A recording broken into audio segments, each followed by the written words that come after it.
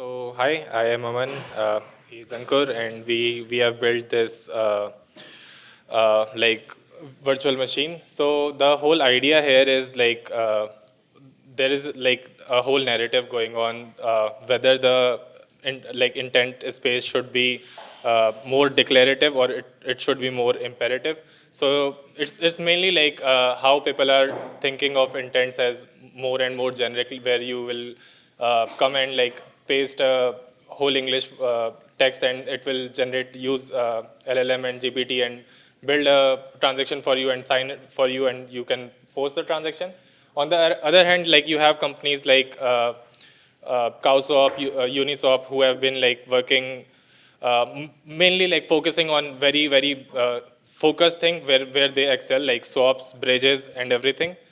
What we try to build was something in between, which is like practical intent, where you can have where you can have deterministic logic and you can rely on the system, and it's also like very generic. It's like very easy for the developers to integrate, and it helps you like abstracting all this like different protocols of swaps and bridges and everything.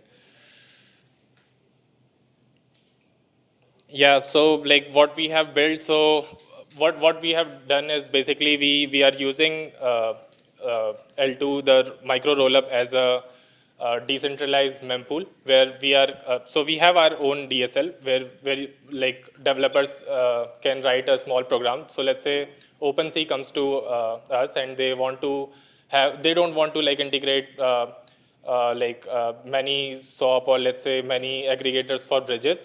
Uh, if let's say a user have funds in three different chains and he wants to consolidate all the asset into one chain and then buy it. So yeah, the dApp has to do many things, but in our code they have a very generic stuff where they will write it. We'll compile it into the bytecode. We'll use the Micro-Rollup as a decentralized mempool where all these where all these so this is like how bytecode gets generated after this X code, and we put it on the chain. And what happens is we have this swap solver, we have this Bungie who is specialized in, let's say, bridging, and they will come, they will read the state on the Micro-Rollup. They have a program counter on the app, and then they will increment, and like anyone can solve like any part of the transaction. Let's say it was to consolidate all the funds between all the chains to Arbitrum.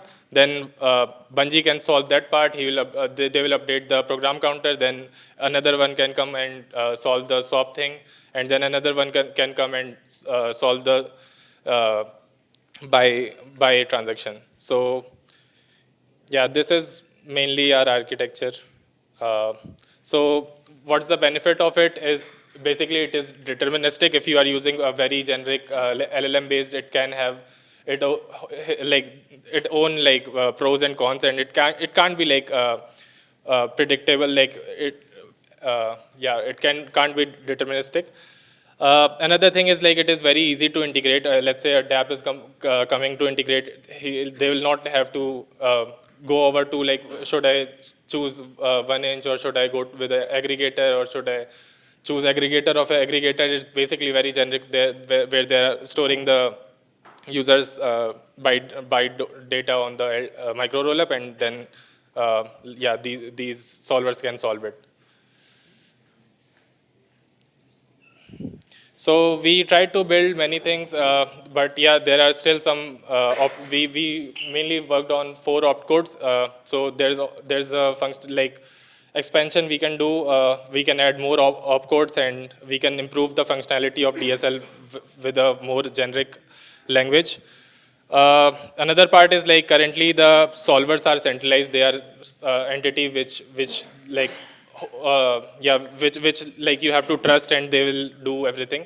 There is no way to prove the state on L2 that they have solved the transaction, because yeah, Vulkan doesn't really like can verify the state of the transaction on L1.